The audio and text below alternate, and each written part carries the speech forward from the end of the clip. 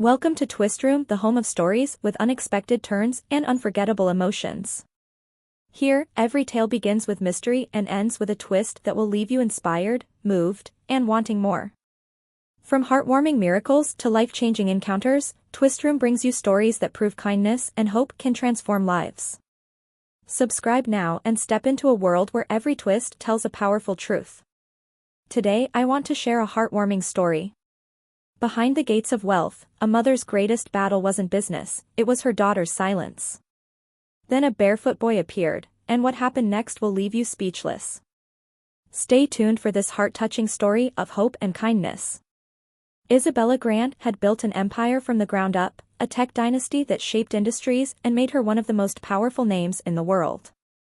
Her life was the picture of success, admired by millions, envied by rivals.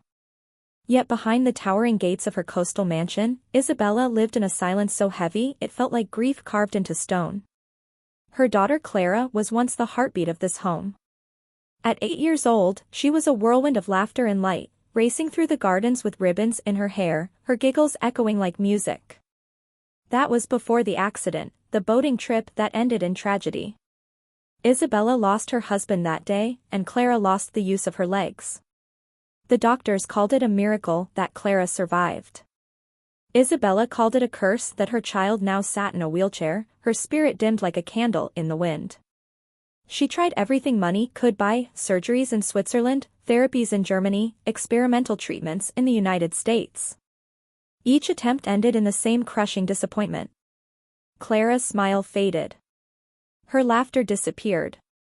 She rarely spoke, and when she did, her voice was soft, almost apologetic, as if joy was something forbidden. Isabella walked through her mansion every day, past marble floors and crystal chandeliers, feeling like a queen in a kingdom of shadows. She had conquered the world, yet she could not conquer her daughter's silence. And that silence was killing her more than any headline or business failure ever could.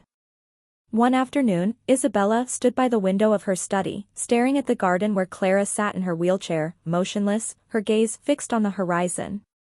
The ocean glittered beyond the gates, mocking Isabella with its endless freedom.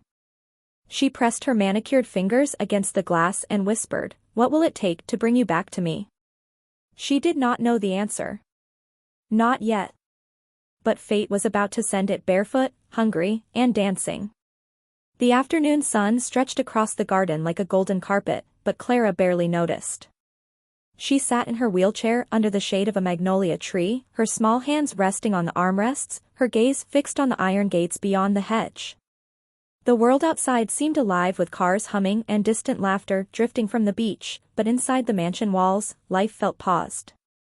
Then something moved. A boy, barefoot and thin as a reed, slipped through a narrow gap in the hedge.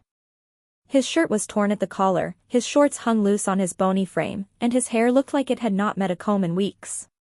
His knees bore the bruises of a life lived on concrete. But his eyes held something Clara had not seen in months: mischief. He did not speak. He did not ask for food or money. Instead, he did something so unexpected that Clara blinked twice to be sure she was not dreaming. He began to dance. Not the polished moves of a trained performer, but wild, exaggerated steps that made him look like a clown on a circus stage. His arms swung like windmills, his legs kicked high and then tangled in a dramatic stumble. He widened his eyes comically and pretended to fall, catching himself with a flourish so grand it could have earned applause in a theater. For a moment, Clara just stared. Then, like a crack in a wall letting in sunlight, a tiny giggle escaped her lips. The boy froze mid-spin, then grinned and doubled down. He rolled on the grass, popped up like a jack-in-the-box, and crossed his eyes until Clara's giggle turned into laughter. Real laughter.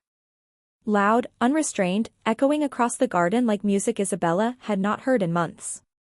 Inside the mansion, Isabella Grant was reviewing contracts when the sound stopped her cold.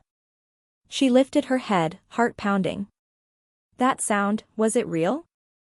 She rushed to the balcony and froze. Her daughter was laughing. Laughing so hard her cheeks glowed pink, her hands clapped with energy Isabella thought was gone forever. And the source of that miracle? A ragged boy spinning barefoot on her manicured lawn. Isabella's first instinct was fury. How had this street child breached her security? Where were the guards? What if he was dangerous? She opened her mouth to shout, but then she saw Clara's face. Bright. Alive. Her back straighter than it had been in months. Her laughter ringing like bells. Isabella gripped the marble railing, her anger melting into something she had not felt in a long time. Hope. She descended the stairs quickly, her heels clicking against the polished floor, her silk blouse fluttering as she strode toward the garden. The boy saw her coming and froze mid-spin. His grin vanished, replaced by the wary look of someone who knows what comes next, shouting, maybe a beating, maybe worse. Isabella stopped a few feet away, her voice sharp. Who let you in here? The boy swallowed hard, his bare toes curling into the grass. No one, ma'am. I just came. To steal? Her tone was ice.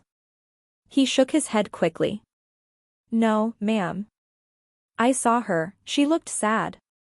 I thought maybe if I danced, she would laugh. Isabella blinked. The words were simple, but they pierced through her anger like sunlight through clouds. She turned to Clara and froze. Her daughter's cheeks were flushed, her eyes bright, her hands clapping with strength Isabella had not seen in months. She started lifting her arms to mimic Eli's moves. Her voice grew louder, more confident. She teased him, demanded encores, and even tried to spin her wheelchair in small circles when he twirled on the grass. Each tiny movement felt like a victory. At first Isabella watched from the balcony, pretending to check emails while her eyes stayed fixed on her daughter. Later she moved to the garden bench, close enough to hear every giggle. She noticed how Eli never asked for anything before performing. How he always checked Clara's face before trying a joke. How he expected nothing but claps. Yet when food was offered, he ate gently, like someone who knew what it meant to eat once a day. One evening, after Eli left, Clara spoke more than she had in months. Mommy, did you see the one where he pretended to be a police siren? Isabella smiled faintly. I did. He's funny. And today. I felt something in my toes. Isabella's heart skipped. You did? Clara nodded, her eyes bright. Can he come tomorrow? Isabella did not answer immediately. She stared at her daughter's glowing cheeks, her straightened back, her laughter still lingering in the air. For months she had spent millions chasing doctors and treatments, only to watch Clara sink deeper into despair. Now, in less than 2 weeks, this barefoot boy had brought her back to life. That night Isabella stood alone in the garden, looking at the space where Eli danced. She felt something she had not felt in a long time, gratitude that did not come from a bank transfer. She whispered into the warm air, "Thank you, Eli." Weeks passed and Eli became more than a visitor. He was a spark of life in a house that had forgotten joy. Every afternoon the garden turned into a stage. Eli danced as if the world were his audience, spinning, hopping, and pulling faces so ridiculous that Clara's laughter rang like bells. But something else was happening, something Isabella noticed in quiet moments. Clara's hands grew stronger from clapping. She started lifting her arms to mimic Eli's moves. Her voice grew louder, more confident. She teased him, demanded encores, and even tried to spin her wheelchair in small circles when he twirled on the grass. Each tiny movement felt like a miracle. One golden afternoon, the miracle came. Eli was mid-performance, doing his slow-motion robot dance, when Clara suddenly said, "Wait. Let me try something." Her voice was firm, almost commanding. Isabella froze, her heart pounding. Clara placed both hands on the armrests of her wheelchair. Her face tightened with effort. For a moment nothing happened. Then slowly her shoulders rose, her chest lifted, and her hips trembled upward. 1 inch. 2. She held herself there, trembling like a leaf in the wind. 1, Eli whispered, eyes wide. 2, Isabella counted, tears blurring her vision. 3, Clara gasped before sinking back into the chair, panting and smiling, eyes wet with joy. Silence fell over the garden, not the heavy silence of despair, but the holy silence that follows a miracle. Then Eli broke it with a shout. You did it. You stood. He spun 3 times and dropped to his knees beside her. Champion. Isabella knelt on the other side, her hands shaking as she touched her daughter's forehead. You are brave, she whispered. I am so proud of you. Clara reached for both of them, one small hand for her mother, one for her friend. I'm not scared anymore, she said softly. When he dances, I feel like I can move. Isabella's heart cracked open. For months she had chased miracles with money. But the miracle had come barefoot, with laughter and love. That night Isabella made a decision. She found Eli sitting quietly on the back steps, arms wrapped around his knees, staring into the darkness as if unsure he belonged.